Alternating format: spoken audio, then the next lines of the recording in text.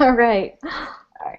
So you're just going to go up to the top left and click on the screen share, the little green icon, and then you'll just select whatever window or program you're using to show off your images.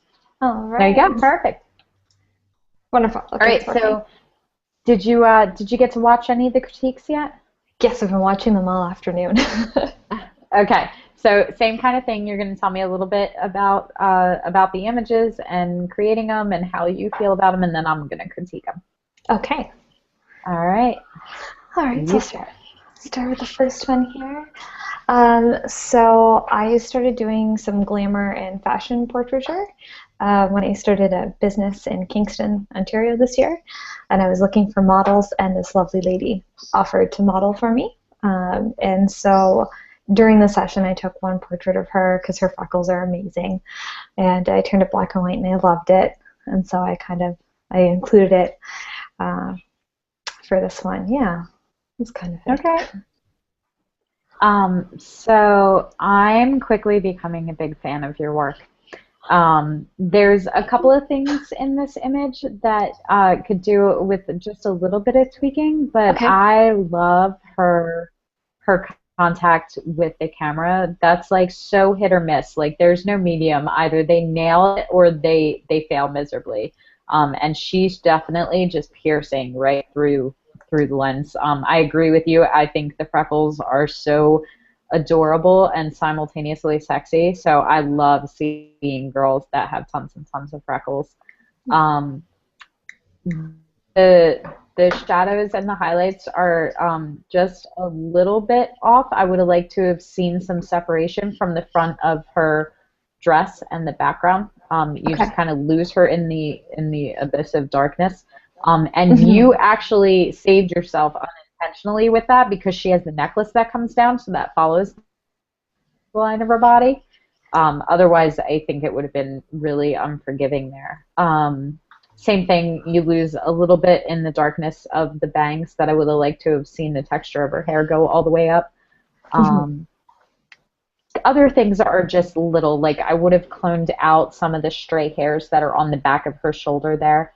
And I would have smoothed the line of her dress as it's going under her arm because she's got like just a little bit of a ripple and it's adding to the illusion of heaviness. Like it just looks like fat gathered up under her arm, which is never attractive. So there's that little bit of shadow like right at the crease where her arm meets her body that I would have got rid of, and then I would have just smoothed that line so that it was nice and seamless all the way down.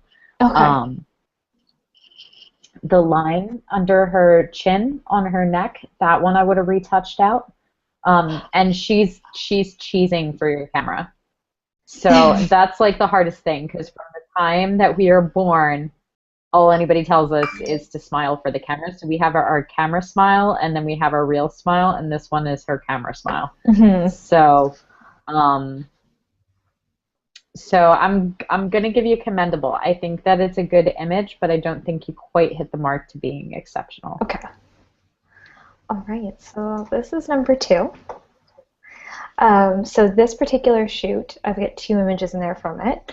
I had an idea to do a red dress shoot in the snow. I included the one that was like my title image in my first 5, so I couldn't use them in this one. But it was an exceptionally cold day out, and this is a very good friend of mine who stood out in -24 weather and took pictures. That is a good friend. Yeah. She came up during a snowstorm. I said, let's go out. And she said, okay. So we went outside onto Queen's University campus and took some photos. And we were down by the water beforehand, so this was like the slightly warmer area for her.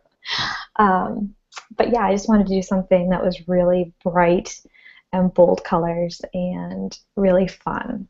So yeah. You did, and you executed it flawlessly here. I love the color tonality of this image. It's amazing how much her flesh tones are getting picked up in the wall behind her, and then you're actually seeing the color of her eyes get picked up in the vines and the ivy.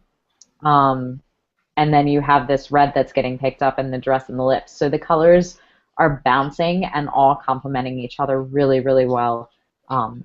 I absolutely adore the color scheme of this. Again, fierce connection with the camera. I love it. She's given you that little eyebrow thing, and I think that is just the sexiest curve on a woman. Like, it just trumps everything else for me. I love it. So she's giving like this little like sort of smirk, I know I'm good kind of thing that I'm really digging the energy from. You can see it a little bit in the pucker on the cheek just on one side. It's that little like crooked smile. Um, Love the jewelry. Same criticism as the last one. This is something that I'm going to be beating on you for a while, I think, with girls with dark hair. I really want to see the texture of the hair all the way throughout, and it's almost completely gone on her right hand side. And you can probably honestly go in and just do a selection and change the exposure a little bit and dodge and burn to be able to pull it out, because the image is exposed beautifully. I don't think that you lost that information. I think you could probably recover it. Okay. I may have gone in and just maybe slimmed down just the edge of the arm a little, because when you cut it really high, you give the arm enough time to widen out, but not to come back down. Okay. So with the illusion of the line, because there's no curve to it to come back in, you only have the information to process with what's on the photo, so it unconsciously tells your eyes that it continues going in that direction. So I think it's making her a little bit wider than she actually is. I would have had her really drop that front shoulder down a little bit more, just to elongate the neck a little bit higher, and maybe pull that shoulder away from the body just to add to the, the illusion of slenderness that you can give with posing. But overall, I think this is a really beautiful photo, and I'm gonna give it an exceptional. I think for where you are right now and the work you're showing, that this is definitely a portfolio piece for you. Oh, thank you. All right, next one. So this was another one from that. Oh, wait, too many. Hit the mouse. Let's go back. There we go. So this was another one. The dress is actually just 2 pieces of fabric that I pinned to her. So she's got her jeans and her winter boots and everything on underneath it. That's awesome. Well done. She had to be comfortable. So we made the dress and just by kind of pinning it together. So I'm not too sure how it turned out really well. It's kind of one of those things that I want to try doing more of, because it's always fun to have access to something that's really big and fluffy and can play with. So I tried to put a train on it, and then this was kind of just, I don't know, one that I liked. Now, where is this that you're shooting? Tell me about the location a little bit. This is Queen's University in Kingston, Ontario. So it was in front of one of the arts buildings, I believe. But it kind of looks like a castle, and that's why it does. Yeah, I loved it. Yeah, I'm having a little bit of location envy with you right now. So I'm gonna actually take away 2 of your karma points, but I'm gonna give you 5 more because I think the dress looks stunning, and the eye usually can tell, and I would have had no idea that was just fabric.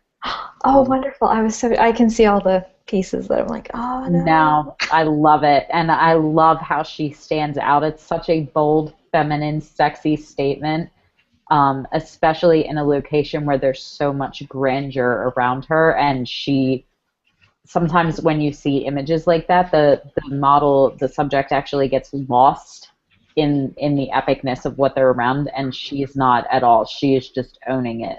That is her castle, which I love. I think that the door is just a little bit distracting, because it's the only other thing that doesn't have this kind of monochromatic beige color scheme going on. Like, the color is so saturated in comparison to the rest of the photo that I feel like it's competing with the dress just a little bit. So I might actually go in and just desaturate that just a little so that you still have the color, but or the tonality of it, but not so much of the punch of the saturation. Again, love your composition, love the way that you set this up. It does look very castle-like. I'm in love with the vines and stuff behind her. It just adds to that old feel, and she is just very contemporary in it. Um, I would have pulled her hand more forward, the one that's on the banister, just Okay. because, the further things get away, the smaller they look. So again, it's adding to the illusion that her upper arms are heavier than they are. Okay. So if you had pulled that forward, we would have got a little bit more of the fingers, and it would have actually brought her upper arms away. So I think it would have been a little bit more flattering. Okay. I would have liked to have seen the fabric that's kind of like a train come down that last step and kind of connect with the dress more. It's a little bit detached from it, Okay. just to give it a big flowy gown kind of feel rather than a train that's more like wedding-like. Hmm. Um, and I might have gone in and just touched up just ever so slightly around her waistline just to pull it in a little bit, because when you're draping fabric, especially in the winter when she's got layers of clothes on under, that's all adding width to her. So I think it's making her look a little wider than she is. Hmm. And it's making, by proportion, it's making her head look a little bit small on her body, I think. Okay. The angles are really good. I might have tried and just seen what it looked like with her head, with the chin tilted the other way, because you're kind of losing the line of her neck along her shoulder. And again, having that shoulder drop way, way down will help with lengthening, and length always translates to slender. Okay. Um, but overall, it's a really, really beautiful image, and I'm going to give you another exceptional because I think it's very, very well done. Oh, thank you.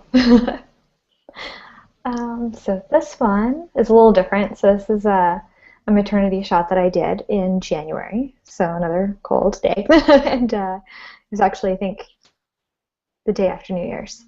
Um, I went home to visit, well, not home, but to a city that I used to live in, and one of the girls asked if I'd do maternity photos. So we went out on the bridge, and I really loved this one. Just how she's posed, and she's so pretty, so she was real easy to photograph. She was all glowy and that, so that's why I included that one, because I really liked it. She is. She's got that pregnant glow. My dad tried to tell me that I had the pregnant glow, and I had to keep telling him it's not glow, it's just sweat. But she has it. She has that radiating quality. She strikes me as the kind of person that's just bubbly and effervescent to begin with. Yep. So, couple of things. We're gonna work on your shadows, because you like to shoot just a little bit too contrasty, and you lose a lot of the details. So we can't see the separation between her left arm and where the coat starts. Hmm. It's just width. Yeah.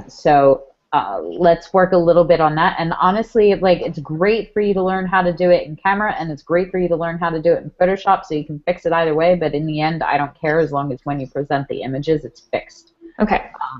Which is a really unpopular viewpoint.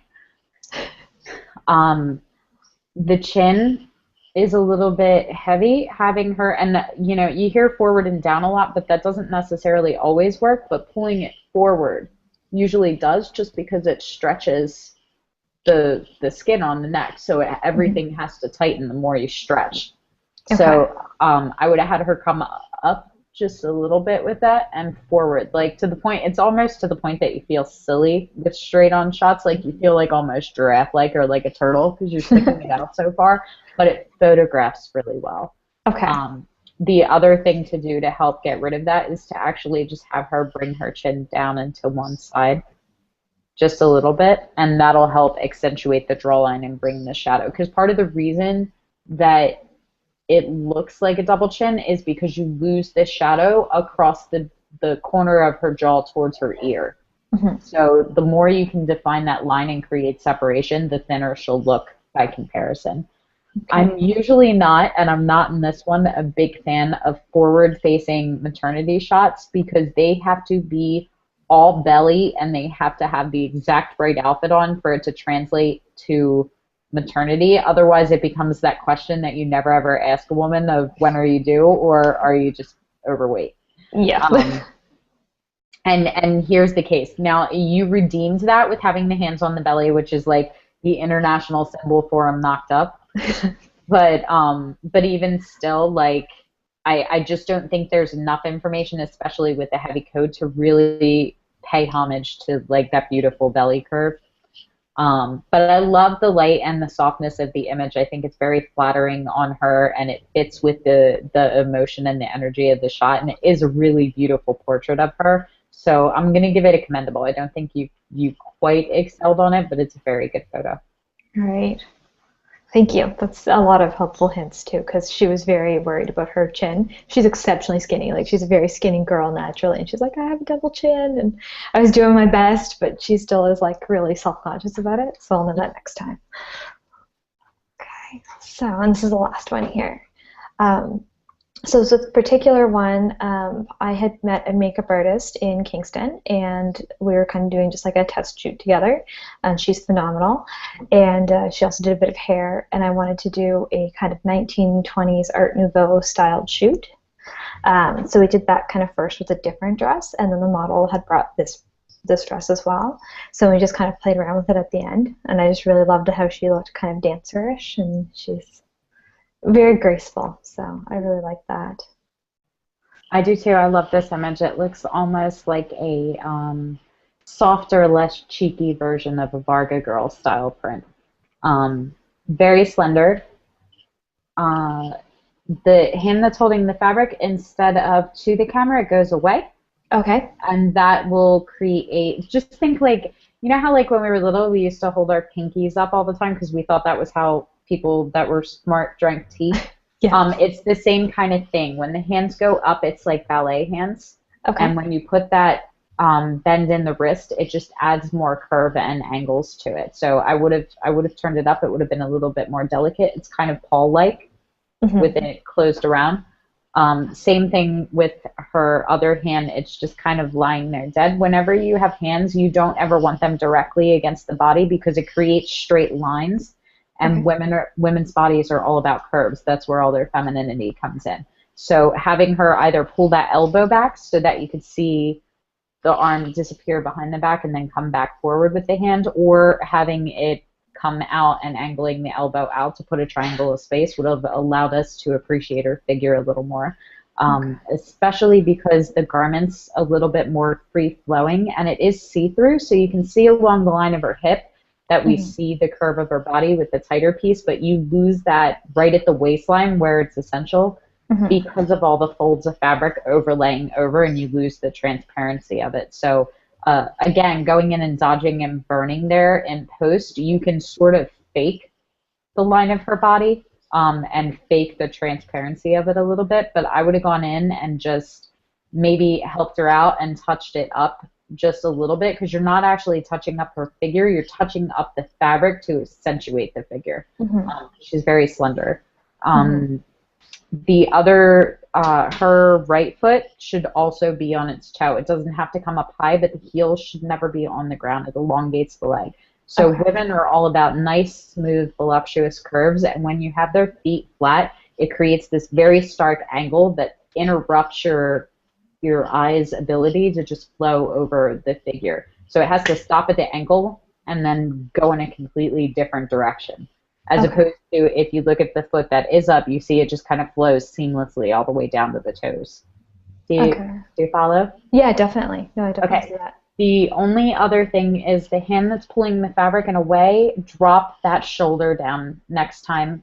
Elongate the line of the neck. It'll keep from her having those creases, those lines in the shoulder and the neck there, because those lines, even though it's caused by her turning her head, those lines always translate to fat, because that's what happens. It's fat rolls.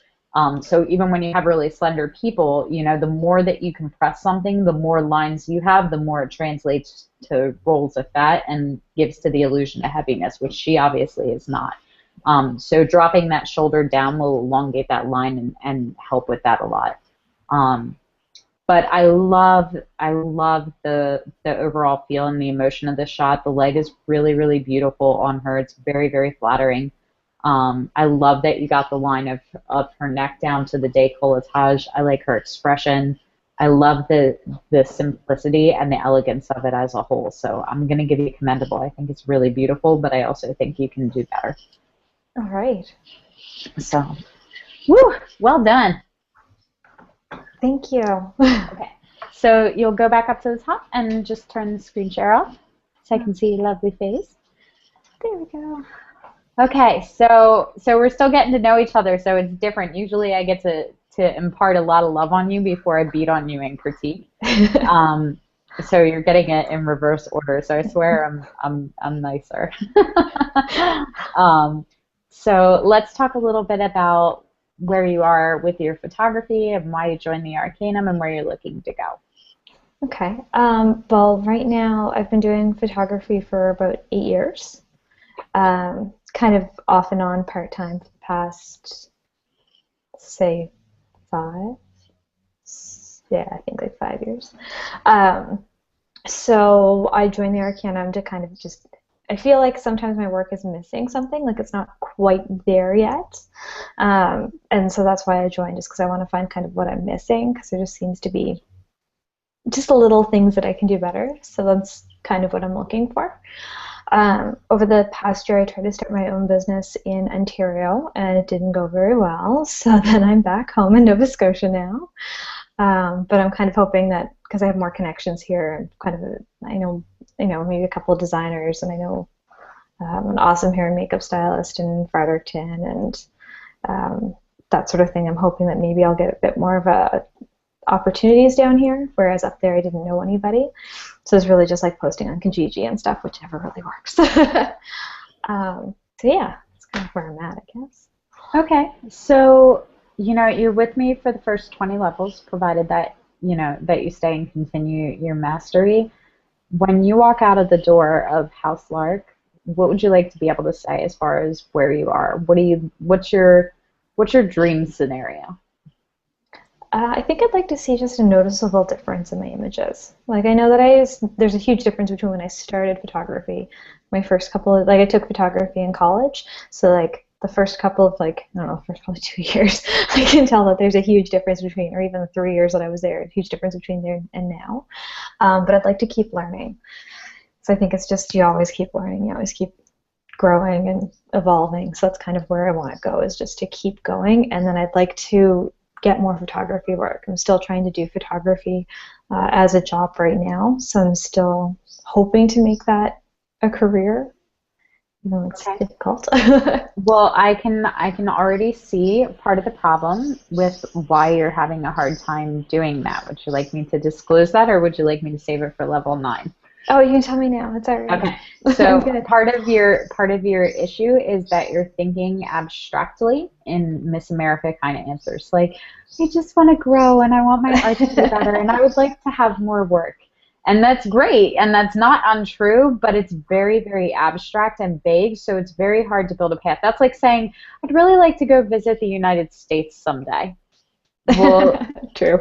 Okay, well, we're in the right continent at least. We've got the general idea. Let's get a little bit more specific. So, when you say you'd like to grow, and part of it is that you may be looking and going, I know something's missing, I just don't know what. It's like when you taste a recipe and you go, it needs something, but you're not sure which spice it is. So how can we help you discover what that is? I mean, critiques are really good. Some of the feedback that you're getting back, if you start hearing repetitious things like almost all 5 of your images, you're losing the shadows. So that's something that may add a little bit more detail and potency to the images. But, so keep an ear out for that. But another way to do that is to actually go and seek out other photographs. And we're going to actually do this in one of the higher levels, but seek out other photographs and other work that isn't missing it. If you can look at it and go, oh, that image right there, then you can start comparing that and going, well, what is it that separates this one from mine? And then those things will help get you there. As far as business, saying I want to be working more and I want to do that, again, it's very, very vague. So what does that mean? Like, how does working more mean that you're making more money per session, or does it mean that you're doing more sessions per week, or is it both? Like, what does that success look like? What is the ideal scenario for you specifically? Right now, it'd be getting paid to do sessions. That would be like my ultimate dream. I think I had decent prices when I was in Kingston, but I just didn't really get anything. I was trying to market glamour and fashion portraiture, which didn't really work. And I think I'm just going to save that for when I want to do it so that it's more fun for me. Because I have I love designing the shoots. I love coming up with an idea. Like the red dress shoot was probably one of my favorites because it was just something I had an idea for. And then I found the material and got the model there, and we had a blast. And that's like the best part is when you design something and see it all come together and get in Photoshop, and it's just awesome. And I'd like to do that. Don't camouflage fear as practicality and expect me to not call you out on it. So when you go back and rewatch this critique and you go, oh, I'll probably just save that for me so that it's more fun for me, that's not why you're doing it. You're doing it because you think you can't get paid to do it. Am I wrong?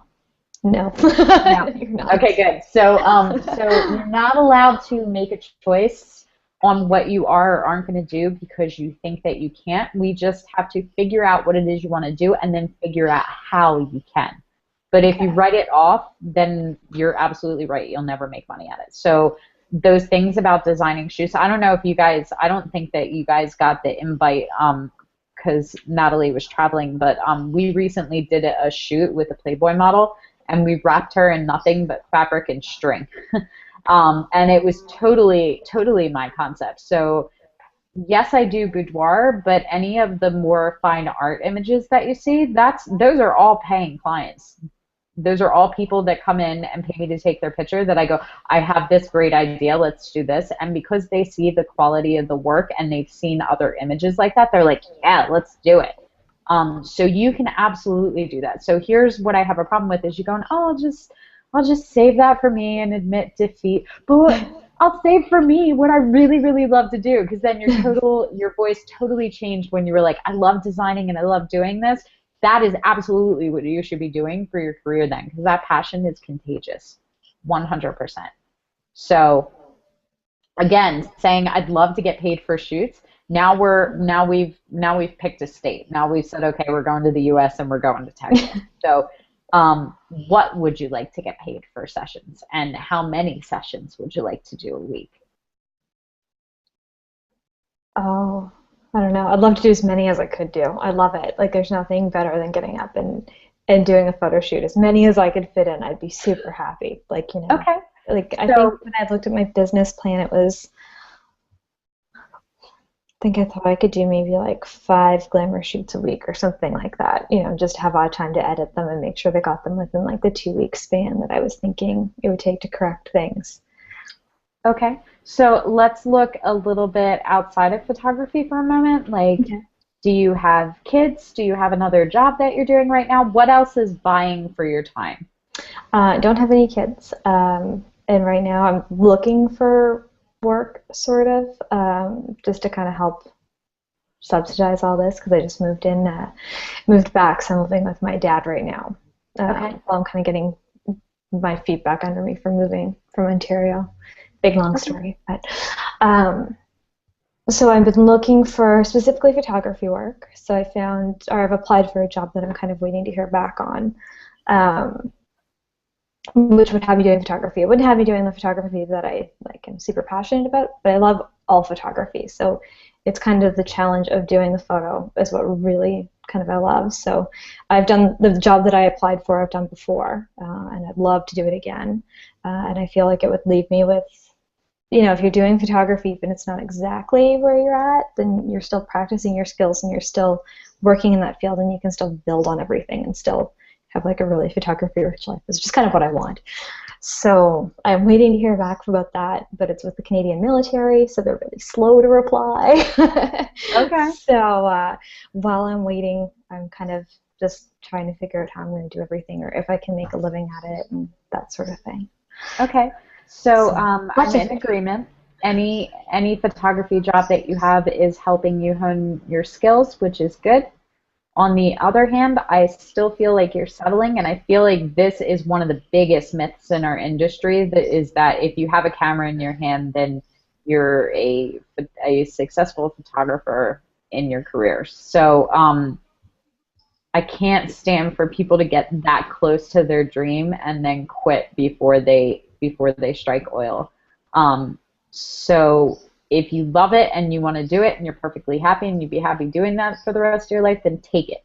If not, then what you're doing is you're saying that I am sacrificing my dream for the runner-up, and I'm willing to not only sacrifice my commitment to that, but also all of the time that will now go towards this, which will inevitably also lead to days where I feel too tired to pick up the camera and focus on my own work and divide attention, and it's just asking for all of this stuff. So if you just moved back, as much as the inclination is, I just moved back and I have no job and I need some money, so hurry up and let's figure something out, which is totally a valid response. It's still coming from a place of fear of I have to figure out something now, and since I haven't had this yet, I probably won't have it because I haven't figured it out, so I'll do this in the meantime until I can get to that point, and then that point never comes because you're focused over here instead of over there. So you're taking a step away from where you want to be.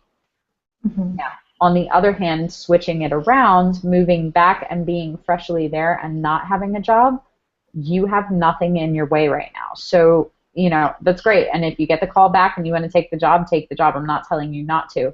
But let's assume for the second that you didn't have that in, or that they do what the military does and don't get back to you for 6 months, because I wouldn't know anything about that. Or that, you know, that they say no. How much money would you have to make right now at photography doing what you love for you to feel safe? I'd Let's say a month. A month between like probably like maybe 2,600. Like, okay, good. I do that in one session, so that's not a problem. Okay, so let's just let's round it up and say 3,000. Yeah. Okay, that would be comfortable. That would cover your expenses. You'd be perfectly happy with that. Yeah. Yep. Okay, so at $3,000, where's my calculator? At $3,000, we'll just break that down and say that you're doing. If we said 3 sessions a month, you would have to make $1,000. Okay, does that still sound really intimidating? You look intimidated. I haven't been, like, I was charging like $285 or something like that for a glamour session, and nobody booked it. So that's why I'm like, I don't know that I can do it, because what if they don't see the value in my work? Or like, why aren't they see the value in your work? I think so. Like, I think it's pretty and fun, and I think it really, like, I try to, like, my goal would be to celebrate the subject, because, you know, everyone should feel really beautiful and pretty about themselves, and that the glamour shoots are really a fun way to, like, get out there and have a lot of fun and kind of be, you know, whatever you want to be. That was like the whole idea with the red one, is that I just wanted to put her someplace, like, because she's so fabulous, and that's why she was the model I chose for it. But I still haven't so part of the problem with why you're not booking is because you're using generic words that every other photographer around you can use. They're really fun. I'm celebrating. They're helping her feel beautiful and confident. And this is all true stuff, but it's nobody else against you. You're not able to look at anybody else that's offering sessions, and they're not going, yeah, I'm shooting for unconfident people, and I'm shooting so that they're really serious the whole shoot. We're doing like really stoic, like 1900s portraits, and I don't want anybody to have a good time. So do you see how, like, the opposite of that is a negative? So we need to work a little bit on what your sessions are that other sessions are not.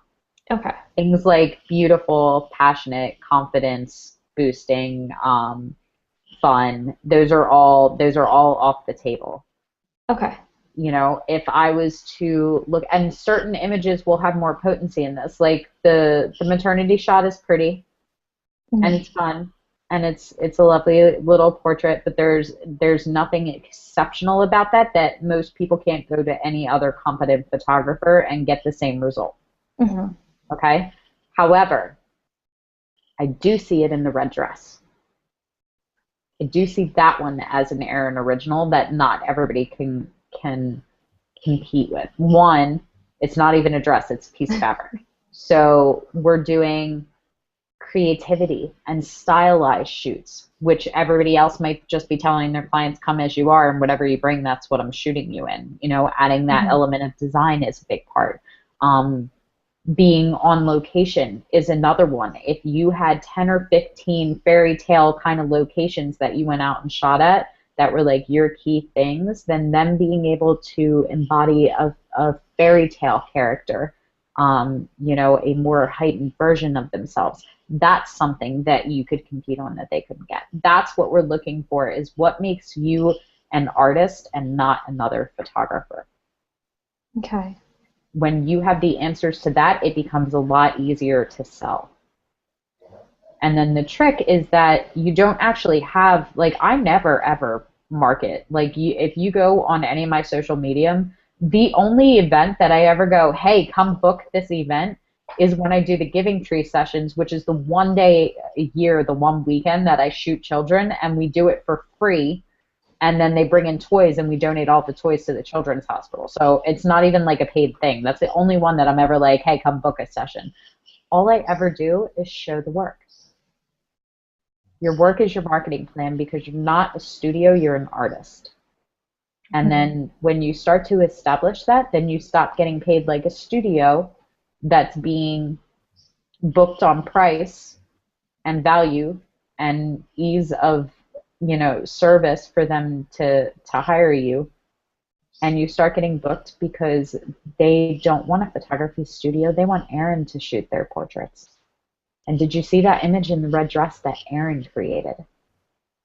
Oh my God, I have to have Erin create something like that for me, and I want the same thing on those steps, but I want a black gown that goes all the way down them. Can you do something like that? Of course I can, because I will just go to Joann's Fabric and buy 70 yards of the freaking stuff, and we'll pin it all up and down and drape it down the stairs, and I will create the most beautiful, like, Maleficent style shoot you've ever seen, because you have a dark side, don't you? That's how I sell everything. I never go, well, my prices are this, and I create images that are so potent that they fall so in love with, and show them other sides of themselves, that they can't leave the studio without the images, that it causes them physical pain, and they are willing to pay me thousands of dollars in order to leave with them. I actually had a client, my first bad client ever that I've ever had in my life, and she was freaking nuts, and she was such a headache that I just didn't want to work with her anymore. And I was like, it's not worth it. And she's like, but I'm gonna pay you. That's $2,000. I was like, yeah, and it's not worth it. And she actually threatened to sue me, to force me to work with her. That's how bad she wanted my images. Do you have any idea how many people would love to have a client try to sue them in order to give them money? It was so backwards. Like, I was like, I feel like I've hit a milestone here somewhere, you know? And it's, you know, it's interesting to see people, like, they will just obsess over your work. Like, if I asked you right now, whose work do you obsess over as an artist? Who do you just adore? Probably Brooke Shaden. I love her storybook images. Okay. I love it. Like, she just creates the most crazy, awesome things with like such little props, or very like, I just love them. Okay. Or Sue Bryce. I know her stuff is just, every time she posts something, it's amazing. Yeah. So the same kind of concept is to create that that sort of iconic imagery that's specific to you.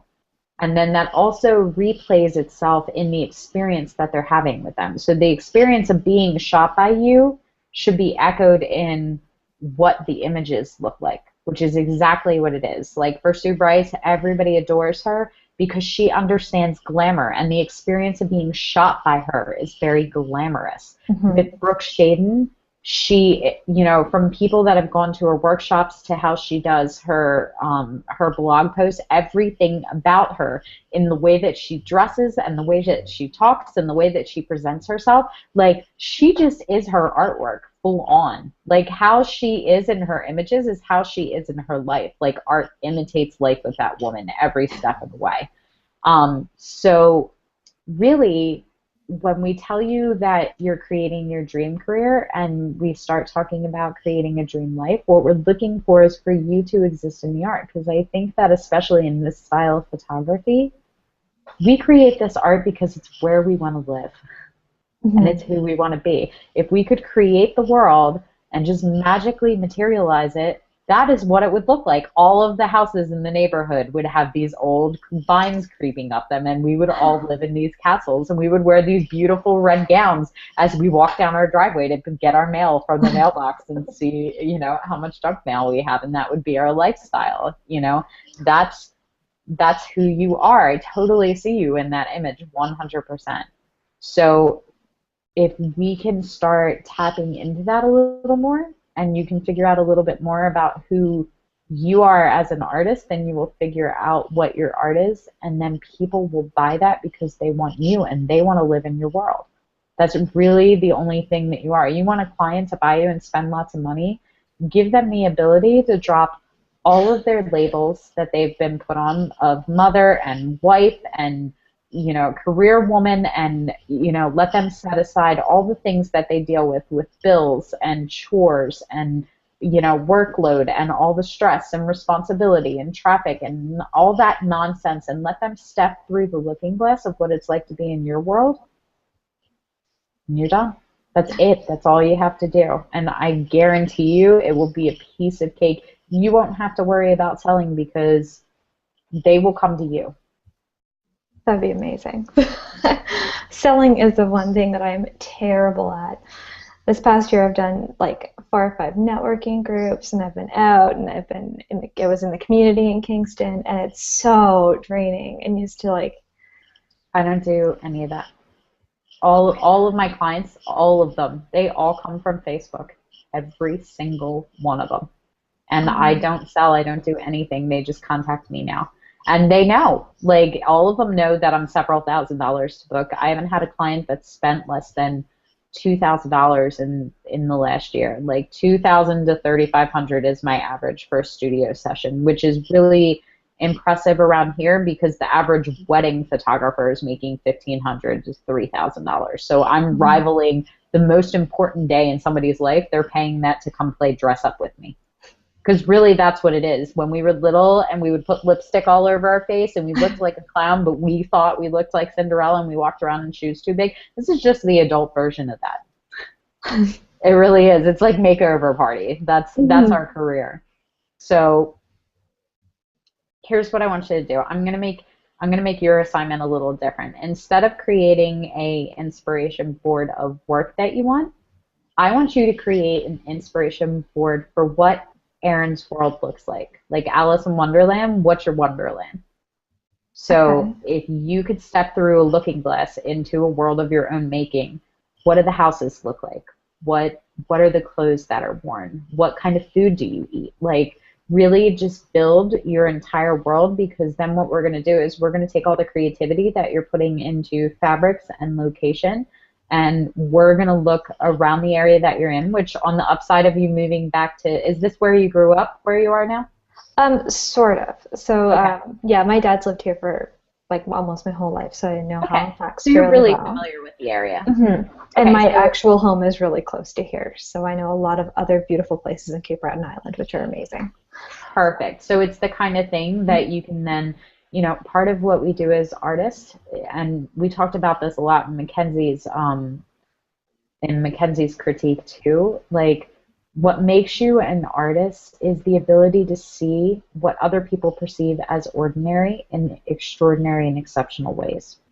So when you can look at all of these fantasy elements of a world that does not exist but that you wish you did, and you can start finding pieces of them in your real life, then you can start turning them into that, and you teach other people to see the magic in those things, in those places, in those inanimate objects. And when they start to see that, and then you photograph them, then they start to see it in themselves, and that is priceless, because that just stays with them emotively every time they look at the image from now on. Every time that they have a photograph that you have created for them, they will look back and they won't see the mom, and they won't see the exhaustion, and they won't see the chores, and they won't see the middle classness and everything that weighs down on them, they will see this beautiful, gorgeous queen in a stunning red dress at the steps of her castle, which I think is a lot closer to who we are when we start stripping away all of those layers of practicality and reality and logistics and responsibility and maturity that we just get stacked on us over and over again. You give them permission to be who they are before somebody told them they weren't that person. That's your selling point. It doesn't have anything to do with Prince or the session or networking groups. It's that right there. And you let everybody else go to the network groups. Yeah, that's amazing. That's exactly. Okay? Yeah. So you're going to go put a board together, and I'm very excited to get the invitation. I want an official key to get into your world. Okay, I will do that. I can't wait to start this now. I'm very excited. Good. Good. See, this feeling right here, if you can keep this, if you don't have this feeling, you're doing the wrong thing. Okay? This is your gauge right here. This, I can't wait to get started. That's exactly what I'm looking for. As soon as you lose that and you're like, well, I'm going to go to another networking meeting, like just watch this critique and hear your tone of voice and watch your facial structure and your body language while you're talking about the things that you're trying to do. If you're not on fire for it, it's the wrong thing. Trust your intuition. It's leading you in the right direction. Okay. Okay? All right. You have survived your first critique. We get to do it again at level 9. All right, so I can't wait. I'm very excited. Good. Every point that you earned in critique today counts as a karma point, so go add that to your score. Okay, I'm going to go back and rewatch. I've been so excited. Questions, comments, concerns? This was great. I was really nervous because I wasn't too sure if my images were good now, but now I'm really excited. So they are, and you're not allowed to feel that way about your work anymore, because if you don't see the value and how beautiful they are, nobody else will either, because they will all take their cue from you. So you are a vibrant, beautiful artist of a photographer. Get that red dress. When you hang up, I want you to go and get a print of that and put it on your wall right behind your computer so that you look at it. So every time you start to feel like maybe I'm not good enough, you just look at that image and go, fucking right I am. Okay? All right. All right. I will see you at level 9. All right. Thank you so much. You're very welcome. Bye. Bye.